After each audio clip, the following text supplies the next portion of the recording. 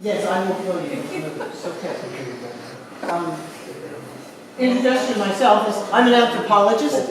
I went to Western undergraduate and did my master's. And these are my friends from when I lived here. My brother lives here. My mother lives here. She passed away a few years ago. My mother's husband lives here. So I'm very fond of Bellingham. I have a lot of connections. If I could, I'd probably move back right now, but life doesn't allow us to do that at certain times. I'm an anthropologist. Right now I suppose you want to give me a position. I'm an affiliate associate professor in the Department of Anthropology at University of Washington and also with the Canadian Studies Center, even though I have never published anything in Canada, in their Arctic program. So they invited me to come in. I pointed out that I hadn't published anything in Canada, but they said, well, that's all right. You can do some field trips with us and you could start doing it. Oh, that's good. I love the Canadian Studies Department. So I've been doing research in Iceland for a few years, and I'm delighted to be invited here. And I'll start out it's about Seawomen, so I'll start out, I'm not of Icelandic descent or Norwegian descent, and so people always ask me, why did I ever get involved in this? So I read a section of the book to explain that. And it also gives you an idea of how the book sounds like. This is a book thing, I'll be part of the book. So, okay. So we'll see if I can see this. Okay. The year I first encountered Iceland was 1999, and Iceland Air was trying, again, to promote direct flights from Seattle to Reykjavik. The flights were surprisingly cheap. I didn't have much money, but I had time and a reason to go. My Icelandic friend Disa had received a grant to work on a scientific study in her native Iceland, and she'd invited me to visit her. Disa, who had shared my home in Seattle for some months, now said she had an apartment in Reykjavik with an extra bedroom. Well, why not, I thought. And with that dangerous thought in mind, I booked a ticket. Why do such impulsive decisions so often become life-changing? Perhaps because they are out of the ordinary. By allowing ourselves to step away from the conventional, we have already made ourselves more open. Experiencing something completely new jolts us into noticing the layered meanings of small happenings. At these times, our increased attention transforms the superficially mundane. And so it would be with this trip to Iceland. Like so many visitors to Iceland before and after me, I fell in love. In Seattle, I wait for the intensity of color that comes during those long summer twilights when the sun rides close to the horizon. At this time, shadows seem solid. The very air changes, feeling almost fluid. In Iceland, this kind of light comes whenever the sun shines. That May, I experienced 3 a.m. conversations where late loses its meaning as seemingly endless twilight moves between strands of amber rose to magenta, the shadows etched in cobalt. Then, at some point, almost unnoticed, the twilight shifts not to dark, but to the solid light of a new day. I was learning that the definition of night is malleable. Disa wanted to show me her country, so one sunny, cold, and windy day, we drove out to the small coastal community of Stokkseyri. In this Iceland, before the country's 2008 economic crash, while Reykjavik celebrated in frenetic, if somewhat innocent opulence, unaware of impending economic disaster, Stokkseyri seemed a bit lost. A few scattered modern buildings stood isolated in the grass. A large box-like building at the center of town, previously a fish factory, seemed abandoned, with only 2 small tourist shops inhabiting its huge echoing interior. I wondered how often actual tourists found the place. Along the water's edge ran a low stone wall, which allowed you a view of the sea, but not of the rocky shore. Disa told me that the sea had flooded this town several times. Young yellow grasses and courageous early flowers swept toward the horizon in all directions. When I mentioned how deserted the town felt, Disa said, "Iceland is a place of very old communities, and what you see is Stokksøyri's survival." In 1403, smallpox killed off half the people of this country. Another 25% died in a plague of 1707. Then, with the ash clouds from the volcanic eruptions of 1783, arrived a year when summer never came. 80% of the sheep and cattle, 80% of the sheep and over half of the horses and cattle died from starvation and fluoride poisoning. It was a hungry spring, with nothing to eat. A quarter of Iceland's population died that year. She looked at the stone wall where a solitary raven now stood. It was a ghost spring. We wandered the empty streets and found among the yellow houses a windowless stone hovel, its low sod roof and surrounding grassy stone wall in distinct disrepair. "What's that?" I asked. "Here's a sign," Disa said. She walked over to the small stone plaque and began translating the Icelandic.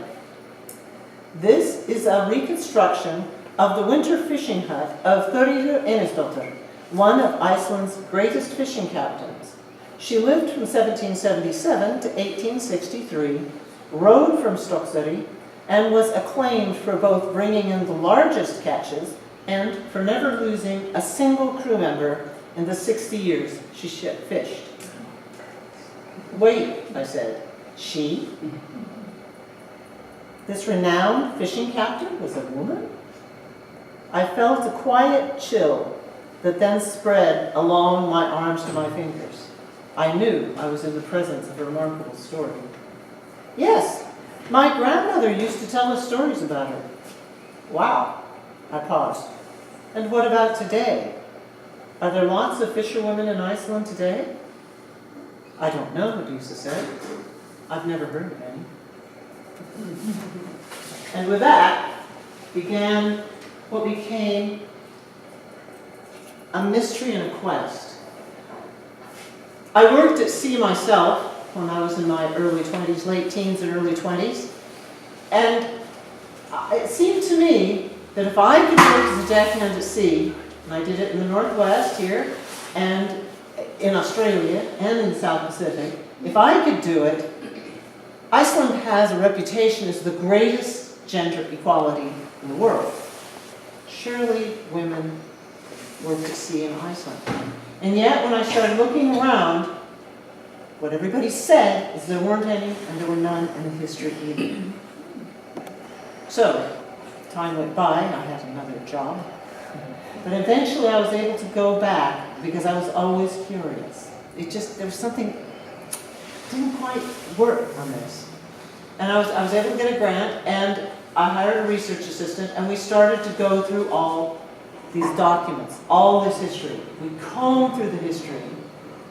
Now, one of the things that's wonderful about Iceland, if you're doing research, is, which many of you may know, is that it has an incredible history of literacy.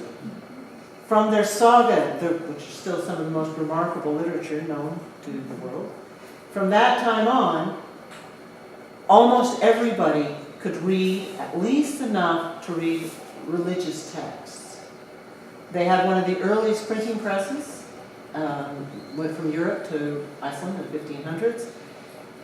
And Icelanders have told me again and again, well, first I have to say that they lost their independence in 1245, and they didn't get it back until 1945, so there were 700 years where they were a completely impoverished colony of Denmark with a huge amount of starvation, and they were living in very, very dire circumstances. Incredible poverty. And what Icelanders have told me again and again and again is, we may not have had food to eat, but everyone had at least one book in a household. And that is a remarkable tradition. And you have this group of they were farmers. But what they did is they started writing things down. They copied the sagas, because the printing press was reserved really for these religious texts. And so to save the sagas, they started copying them on sheepskin, on whatever they could get. And they started doing poetry and writing it down. To be a poet in Iceland is still one of the highest professions you can have, to be a scholar. And they still write poetry for a funeral, for a celebration, for a ribbon cutting, for anything. They'll do a poem still today. So they would write it down, and then these people, these farmers, and it was almost entirely men, but they would go around and they started interviewing all their neighbors and their family and everybody. And they started writing down oral history, basically. And if those men thought that women were worth talking about, which luckily a decent number did, then we have a written history of day-to-day life of women, of the common people, which you have in almost no other country. It's remarkable. Because they did these, and it was just like, they'd write it down at the time. When we started going through all these old books and documents, you could find verbatim the women saying, I did this, and this is what it was like. So you had women telling what it was like to go to sea in the 1600s, in the 1700s, and in the 1800s. It was amazing. We found, going through this, accounts of not just dozens, not hundreds, but thousands of women. With corroboration from these people and what people said, being conservative, I can say with complete confidence that a full third of the Icelandic fishing fleet during these decades, or these centuries, were women. They were captains, they were helmsmen, they were renowned for their weather reading, they were sealers, they fished pregnant. There are stories of some of them giving birth, a lot of them out in boats, being pregnant, getting into labor, just barely making it. They rowed, they were very strong, they were renowned for their strength. It was so common that also when you see the death records, huge number of the people dying in the boats were women. It was so accepted. Basically, we keep talking about them in anthropology or places, you talk about the sea as a male space because it's only men who do this kind of stuff. It's not true. For these centuries in Iceland, it was not. Women were expected to be on sea completely as much as men. And they were not even mentioned unless they did something else remarkable, because going to sea wasn't remarkable at all. So they had to be in trouble to have court cases against them, be renowned for some reason. Thorreinisdóttir, the one with the reconstructed fishing hut, she was renowned because she was so clever. She was an amazing, she was an incredible sea captain in the rowboats, and she was so good at reading weather that all the other boats in the area would end up following her. If the weather was not so great, she could go out. When others were afraid to go out, she would go out and would always get better. She was fantastic at reading weather. And there were times when it didn't look so bad and she just went for shore. One of the early times that happened, some other boats were out still, and tragically enough, a big storm came up very quickly, and they had a very hard time getting in, and one of the boats turned right near the shore, and all the people drowned, and people could see her. After that, everybody in that area followed her. They would just, if she went in, they'd go, whoops, I guess we're pulling up, we're going. And if she went out and it looked bad, they'd go, oh, she's going to get 2 runs today because it's going to get better if she's going out. But also, she had observational skills of Sherlock Holmes. A remarkable person, and she became a detective. This is true, in the 1700s and 1800s, she became a detective. And the colonial authorities made her work for them, even when she didn't want to. And she would solve these crimes by these, and they're all recorded. And she helped people all over the place. She also went to court a lot on behalf of women who were being abused by their husbands. She went to court if anybody harassed her at all. She wore trousers, which was against the law, but she did anyway. And if somebody said, one guy, he said, when she was older, she was about 80, she was still running up and down the hills chasing sheep. And one of her neighbors said, I'd like to see what's under those trousers. And the term used in Icelandic is a rude term. It basically means two tools. That means, and she said, you can just look underneath if you like. And she promptly sued him for harassment and won. And the pastor made him meekly apologize. So, this was when she was 80. And she did it all her life. If anybody said anything, she just sued them, and she always won. Always. So she's quite renowned. It's quite amazing, all the information about her. In fact, my next book is going to be about her. I can't share the first, So, but then there's, for instance, another woman who was also in the 1700s who was renowned for her poetry. Beautiful, beautiful poetry, which we've translated. Disa, the person I call Disa in the book, she and I have translated some. We have quite a bit of poetry in the book, which we took ages to translate, because we tried to get some of the rhyming and feeling of the Icelandic. The Icelandic is better, but whatever. This is this woman who's called Valkyrberg.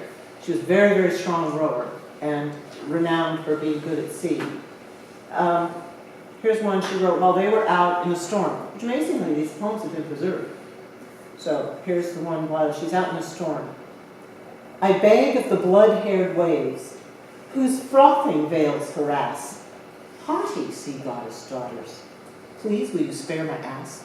The ass is a direct translation. We worked back from that. Everything was going to rhyme with ass. I was just going to tell you, I wasn't going to get rid of that. 1700s, I write it, it's going on. So here's another one. The thing is, you were rowing these boats, and if the person next to you couldn't row as well as you could, it meant you did more work. It made the boat unbalanced. So people got irritated if somebody couldn't row as well.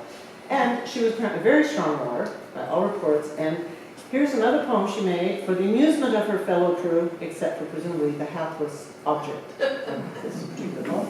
Okay. Do row better, my dear man. Fear not to hurt the ocean. Use your shoulders if you can. The sea will heal despite your motion.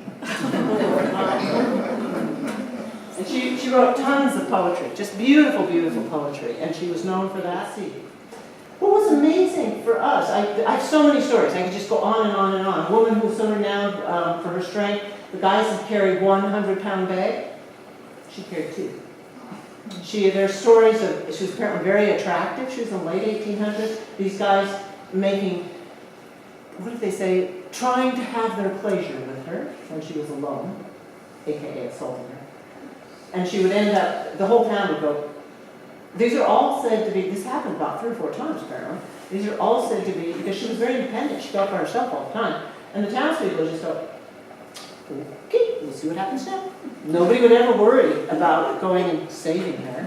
And there's these great stories. There's a story, one guy went up into an attic to try and assault her basically while she's up there spinning, and the next thing she's going down the attic stairs with him under her arm, with his trousers around his ankles, swearing his head off at her. She takes him, carries him through the town, and tosses him into the ocean. People said they thanked her a lot for that. So these are amazing stories, and they're their stories, and their words, a lot of them. It's phenomenal. What was remarkable is the Icelanders didn't know anything about this. So what happened? This whole history has been erased. It makes us realize how much we can, all of us, this is not Iceland, we all do this, is we create a reality. We create our history. We create what we think is reality, which is women were on shore. That only started to happen in the 1900s. They had no superstition before then either. But then you could see toward the beginning of the late 1800s, you begin to see it's a real shift. And this is when there was this, Iceland wanted to be trying to be more modern. They got much more influence from Europe. Things were dramatically changing. They didn't have an industrial revolution in Iceland. That was really when motors came to the boats, so they could go out further, they could get more fish. That revolutionized Iceland because then you needed boats to be in harbors instead of being dragged up to shore. And everybody then moved to fishing communities. So a lot of the communities, not Stokkseyri is about 1,000 years old, but a lot of the other communities, and it's just scattered farms, which is the way it all was before. But a huge number of the ones that are actual fishing towns didn't start until 1900s, early 1900s, when they all went to harbors. It was at that time that you see him saying she was as good at sea as she was at the Nig. She liked to go to sea almost as much as she liked being in the kitchen. Probably more, right? She, and then you see it changing, saying, they're trying to say that these women were like hags, that they're not feminine, and they should be feminine. They starts to be they're seen as bad people. It's very interesting. And then you get the women being on shore and the men going out on trawlers in the early 1900s, but it doesn't happen until then. But starting in the 1930s, they crawl all the way back on. First as cooks on the herring boats, and later in the 40s they worked while the Icelandic men mostly, they did a lot of where they took fish, they basically fed Britain. They fed Britain during the war, and a lot of them died taking fish from Iceland across the water to England, and they were bombed a lot by the Germans. But that's what most of them did, and they kept Britain fed. Amazing service during the war. And the women stayed home and fished. They worked on the boats in Iceland. In the 50s, now I've interviewed several hundred women from the 50s to the present who worked at sea. Current times, they have also filled all sorts of roles. They've been about between 10 to 13% of the fishing fleet. I can get statistics from the 90s, but I can see in the 70s there was a surge. But now it became a feminist act. Now they knew they were going against the current. And every single woman I talked to didn't know that there were other women doing it. They thought they were the only one. They were in their small communities. It was something they had to do alone. So they all had their stories of going against what everybody said they should be doing and going to sea. And how they finangled their way on. The skipper was drunk and he wanted to go to a dance, so she said she'd drive him there, but he had to take his crew with her. They had all these great stories about it. And then they went to sea. They had worked as skippers. They take the small boat skipper license for boats 30 tons and less. In Iceland, the Icelandic, it's slang, but it's used by everybody. I've never heard another word. I've never heard whatever the formal word is for this. But what everybody calls the small boat skipper license is the pomfrot, which means scrotum test. Balls. Many women in Iceland have passed their balls. And they're marine engineers, they're deckhands, they're cooks. They were radio operators when they had the radios. And starting in the late 70s, then you got women going to the navigational school and becoming qualified to be on the largest vessels. So I'll show you the pictures. I'm just going to do this at the end, but just stop around here. But I just want to say one thing that I thought was really fascinating that I found. I'll say something else too quickly. But I'm an anthropologist, so I read all the literature, everything that all the scholars have written in any, in English and any other language I can finagle my way through. All of them said there are very few women working at sea, and the reason they don't is because there's so much sexism on the boats, and the men harass them, and the men don't want them there, and so that's why they don't work at sea. Now, I must say, I did not find that. When I fished in Australia in the late 70s, sexist country, I found that once they saw that I could do the work, it was just fine. Every single successful Icelandic woman, which about all I interviewed, I mean, there were a couple who, for reasons they couldn't handle it. As they say, working at sea is not for everybody, man or woman. You have to be a specific kind of person, and some people just aren't, man and women. But for all those who stayed at sea and were successful, every single one of them said that after, this is in the 1900s, this is more recent, up to the present, 2000, that after they went through a proving period that they now had to go through because it was the idea women weren't strong enough, couldn't do it, that's all part of Iceland's idea now. Once they passed that, the men became their best friends. And I saw this. I went to a lot of parties, a lot of drinking, a lot of fun, and they were obviously their best friends. They said, though, that the continued discrimination was from shore. And it was from both men and women. And it went for years. And they said, you're a dyke or a whore, and sometimes you're both, in the estimation of the people on shore. Say that again and again.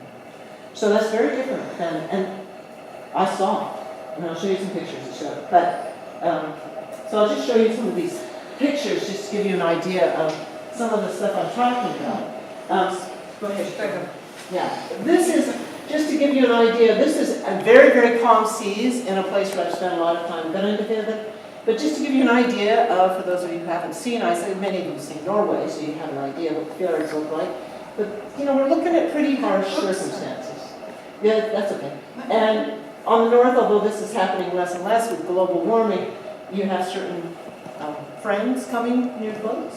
She's off trawling in the winter. They talked to me, this one woman was just talking to me saying, oh yeah, when our boat got stuck in the ice, it was a problem. We had to get rescued by an icebreaker. I thought, bloody hell, that's really scary. Ice is crush. I mean, it's like the thing you read in Shackleton and stuff. She goes, yeah, well, she's worked at sea for 40 years. Okay, go ahead. It's now been reconstructed. The town has reconstructed it again. It's not in disrepair anymore. They're taking great care of it. They have a much bigger sign. And so this was what the winter fishing huts were like. This is what they were like the Irish black huts. They're sawed on the top to keep them warm. They didn't have any wood. Iceland doesn't have trees. So they built them out of stone.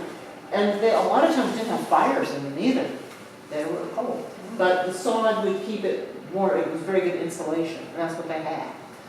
Go ahead. These are paintings by a guy named Willson. It's not correct actually, but this is a painting of the Sorry? Go back, can you go back? I'm told you. Oh no.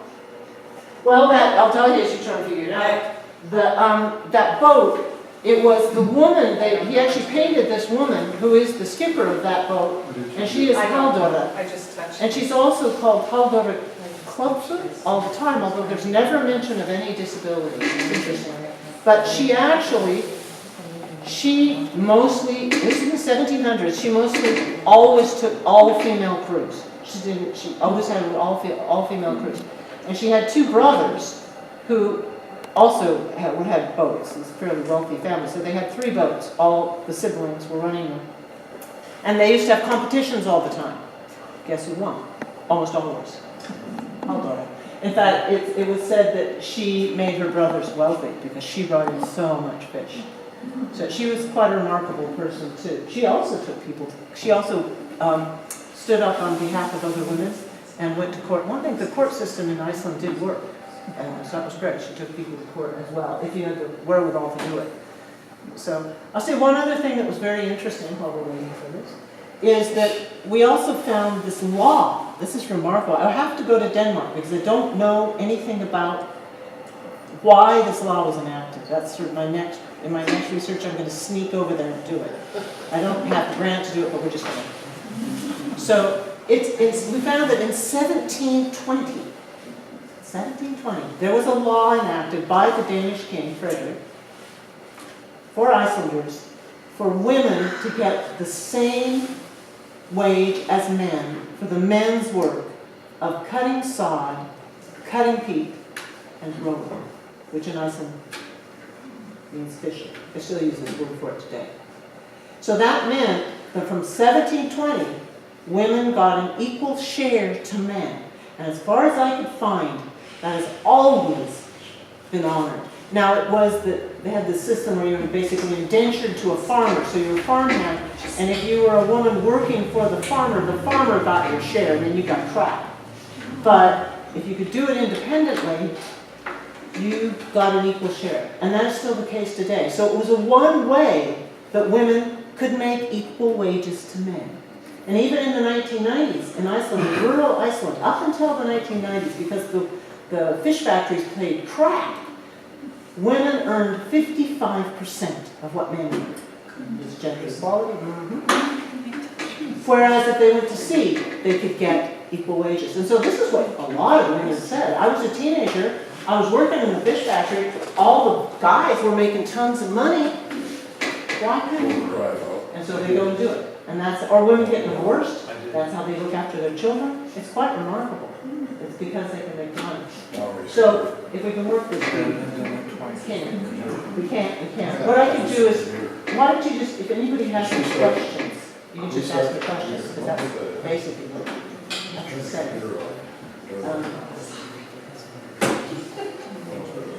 How many in a boat when What's they that? fished? How many women were in a boat when they fished? Yeah, just say your questions, because in the dark you can't really. So, just go ahead.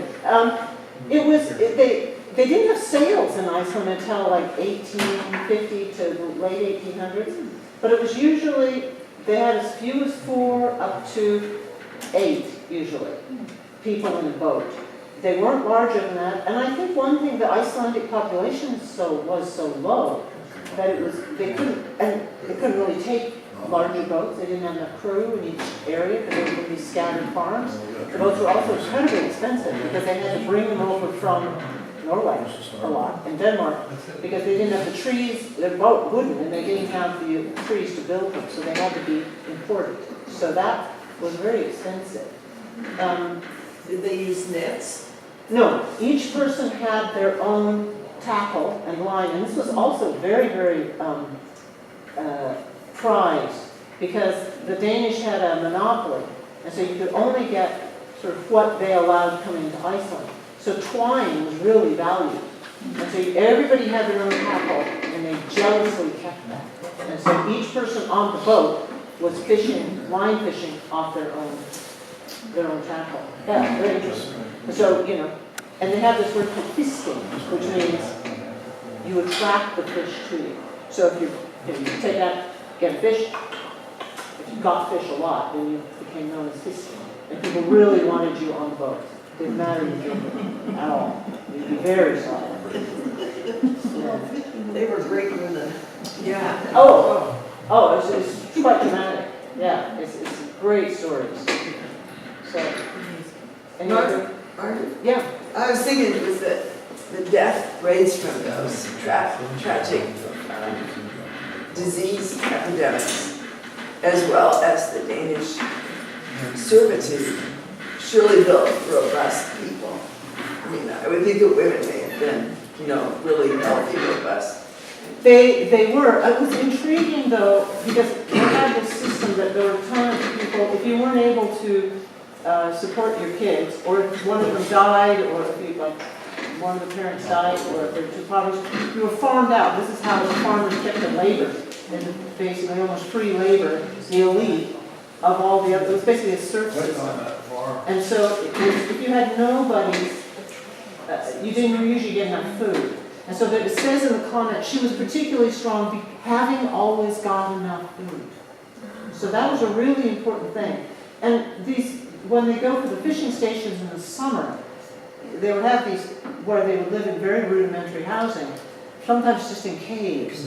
And during the migration system, people would go to these areas where the fish were close to shore, and they would get tons of fish and salt it and dry it and stuff like that. And it was difficult to row there. They'd have to row a long way, and then they'd stay there in these very harsh conditions.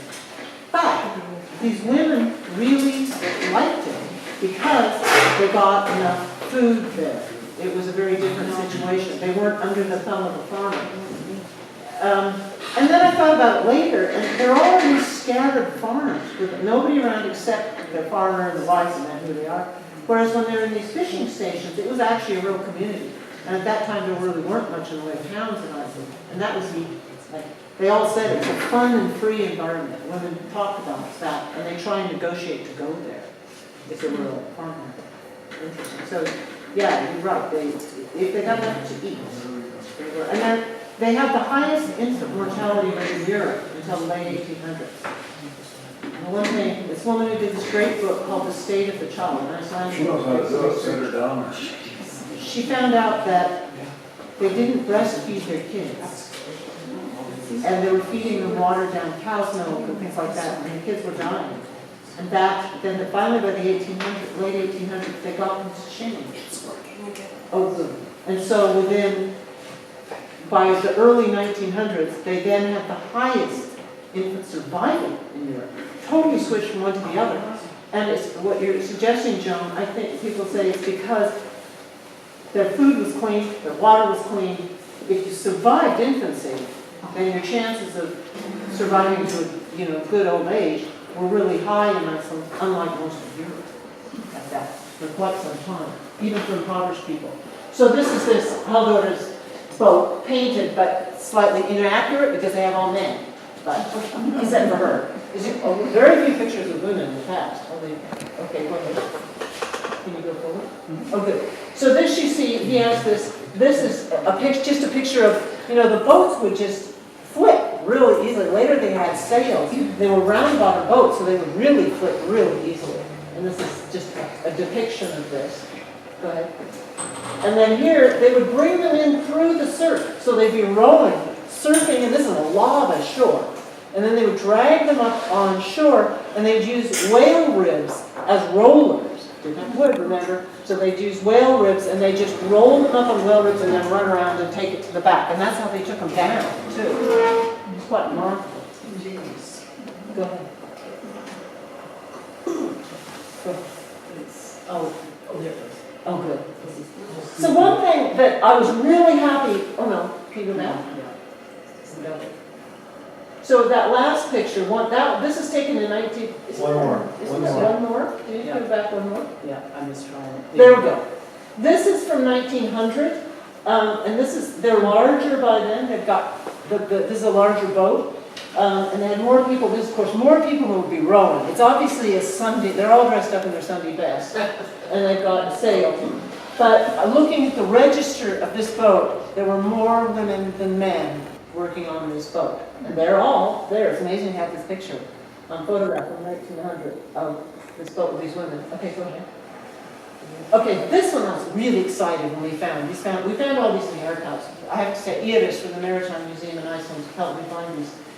This is from 1944, and you can see they're still using the old style boat. I'm sure they've got a motor on it at this point, but it's still got the old oarlocks. This is obviously a very old boat. They're still using, the family, and they're still using the lines on. So this obviously looks like a husband and wife and some other probably crew member. So, but this little boy, all these women that I interviewed now, I'd say, so how old were you when you first went out to sea with your family? And they go, 5, 6. I go, really? 5 or 6? And they go, yeah. Really, I went out when I was 2, but I wasn't really working then. So I thought, but I heard this again and again and again, that's how they become fishermen. They go out with their families really young, and the women do, the girls do, as well as the boys. And I thought, nobody's going to believe me. I'm sorry. I'm going to say this, and everybody's going to say, yeah, right. Photograph. Ha. It's a boy, but it's somebody. He looks like he's about 5 or 6. This is just some women fishing they fished through the, 2 women fished, they went out together for about 20 years together. They've both retired now. But one of them, the one time they didn't go out together, one of them their boat crashed. And the other one, I have the story in the book. It's she made it through. I'll give you the spoiler, but thank goodness she made it through. But it was terrifying. They said, never again. We'll never go out separately again. So Is that fish in the water beside? net. Yeah, exactly. It's the net and it's the fish coming out from the net. Exactly. Yeah. Go ahead. This is another woman named Vale, who she fishes with her family. She fishes with her husband, her daughter, her son, and her daughter-in-law. So that's they have 3 boats they run now. They're doing very well, actually. Fishing they have this whole complicated with quotas, getting the fishing rights, which they privatized in Iceland for cod, but they fish for a fish called graslepper, which is lumpfish. I've never heard of it, honestly. It's an Arctic fish. Now they just take its roe. Although now they're finding things to do with its meat as well, sending it to Asia. It's a very fatty What type of fish was that? lumpfish. It's round.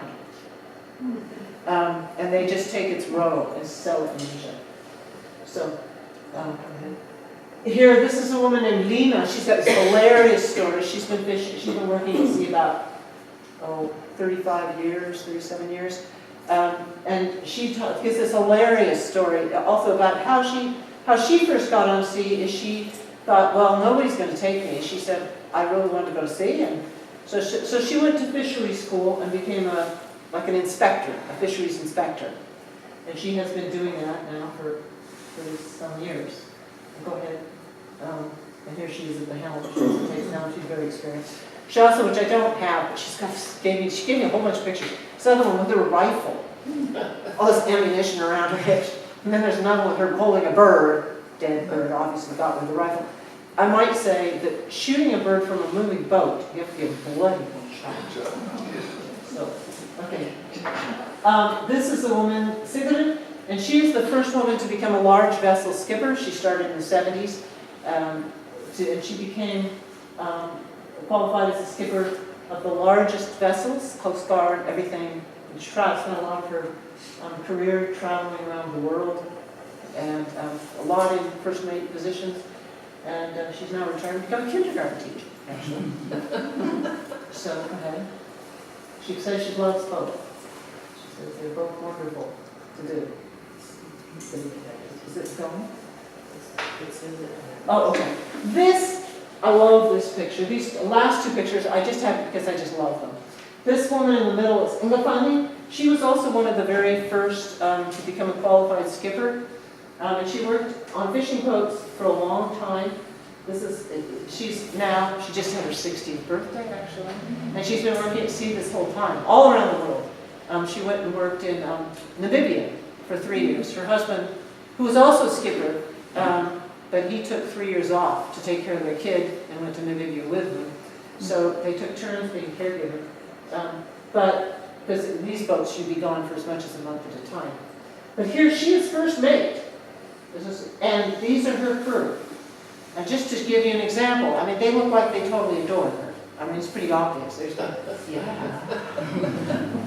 So she's also as cute as button. Why wouldn't they? Well, why wouldn't they? That's exactly my question. I know. She's like Princess Diana. It's amazing how many people I've met, how many women I've met who say, oh, that looks just like me when I was younger. Anyway, go on. This is the last one. I love this photograph. This is her again. And when she said she was the first mate on these boats, these early boats, she now works on container ships, by the way. She said, look, when you're younger, you do the fishing. When you get older, I'm sorry, container ships are just more comfortable. So she does. She does this great trip, which I was supposed to take this fall. I didn't get to go. I go later on. It goes from the Faroes down Europe, comes back. So here she hired these other 2 women. She said, screw you know. They're friends of hers. She really liked them. So here she's the first mate. The next woman is the deckhand, and she's the cook for this trawler they were on. So it's just a great picture when she was younger. So that's really basically the pictures. I just want to show you some pictures. It gives you an idea of the vibrancy of everything. And to tell you, because University of Washington Press has me take books with me, so I do have books to sell. They have me take books. So if you'd like me to sign them, so let yourself. Just check. Very nice. So that's it.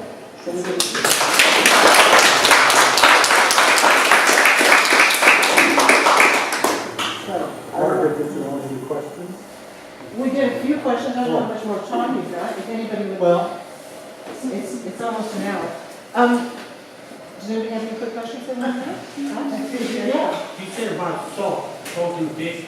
Yeah. Preservative. Who brought the salt in? And the salting, it was imported from Europe. It was brought on by the Danes. You're right, exactly.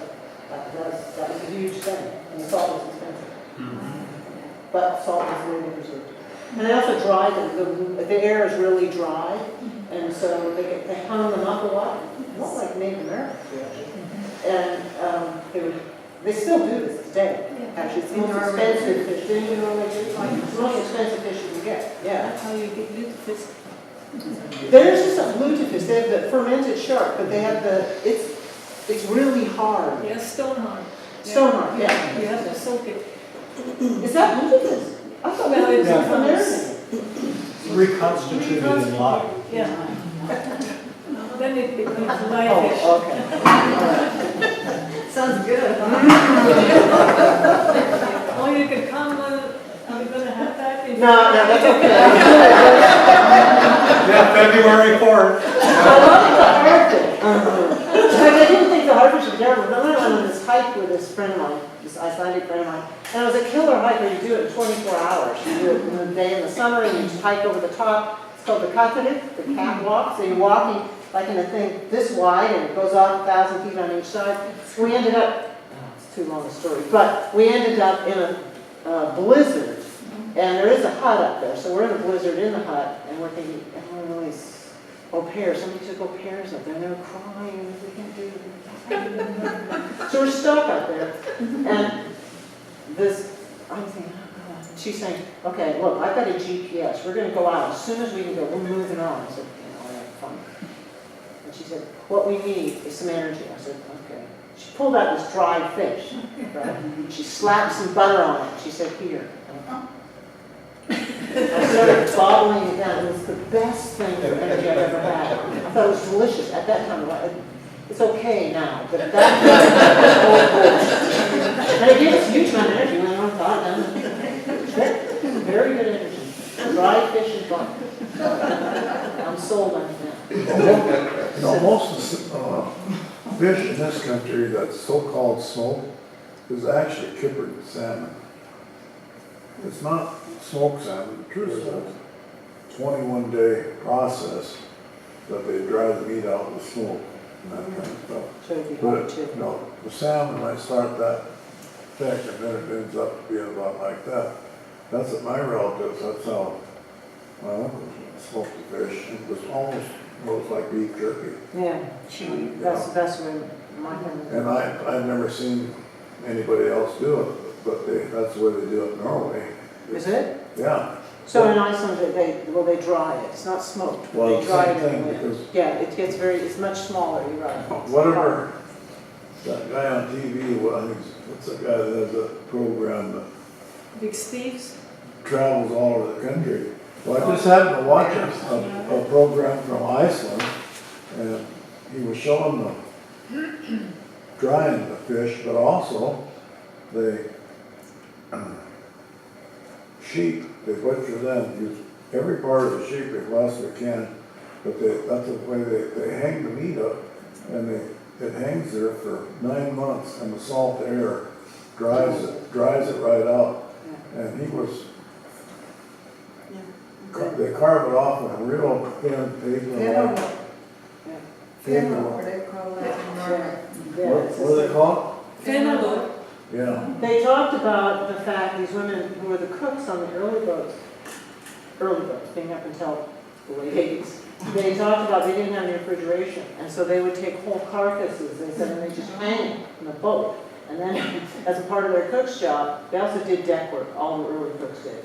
So to say it was just a cook is completely ridiculous. They got paid more than a cook gets paid more than a deckhand. There's a reason for it.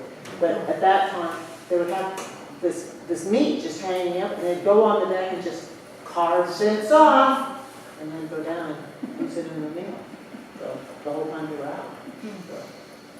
So yeah, There's these women that have, you said sometimes they have a baby while they're out at sea. What did they do then? Oh, well, I only have one report, one account of an actual birth at sea. But I found several accounts of them going into labor and desperately, in a storm or something, and desperately trying to get to shore as they're going into labor. The one of the woman who giving birth at sea, it's a hysterical story. She's with her husband, and she goes into labor, and she gives birth in the rowboat while they're out there. And it says, this is what the actual text says. It says, her husband, with no knife at hand, bit the umbilical cord with his worn out teeth.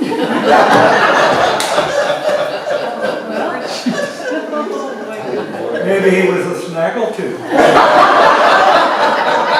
Well, I'll pass on that one. You say go on the sea. What I observed there, What, sorry? my interpretation of them going to sea was one of a day or 2 or 3 day issue, not for a long length of time.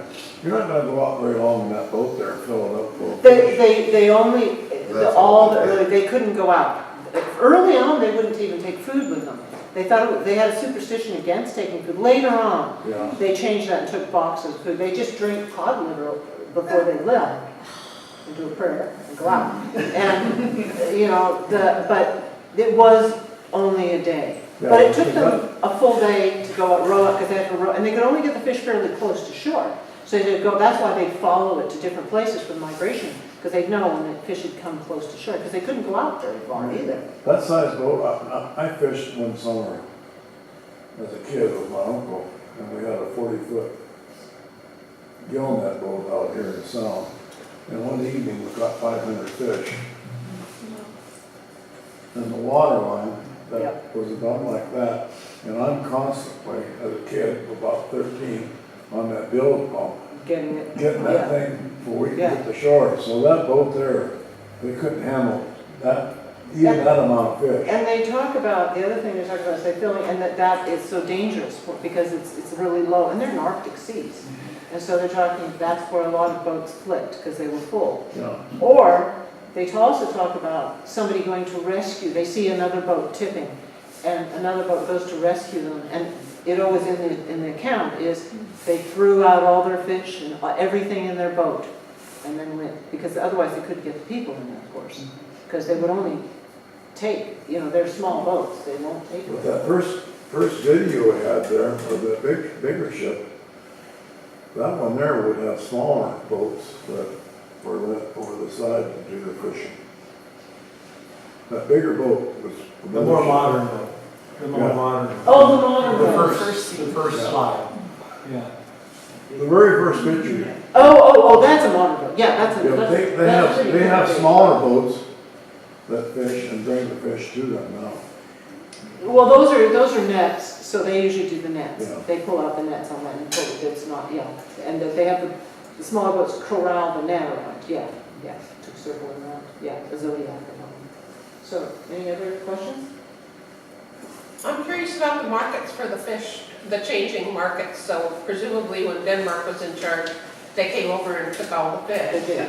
Yes. And then what other markets did they have? Well, Iceland's cod is, you know, somehow theirs is left, and theirs has remained, even though Nova Scotia's become completely depleted. So they sell it all over the world, basically. Bacalhau, the dried fish from Spain, from Portugal and Spain, that's mostly Icelandic. So that's very valuable. They get lots of money for that. So they were selling it to Europe really early. So it's huge markets now. Of course, it's international markets.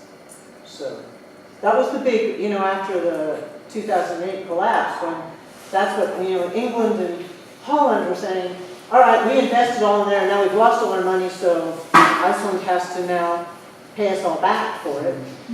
Iceland said, nah. But they said, this is what you have to do. And they offered, you know, they said you have to pay it back for an international loan, a very high interest rate.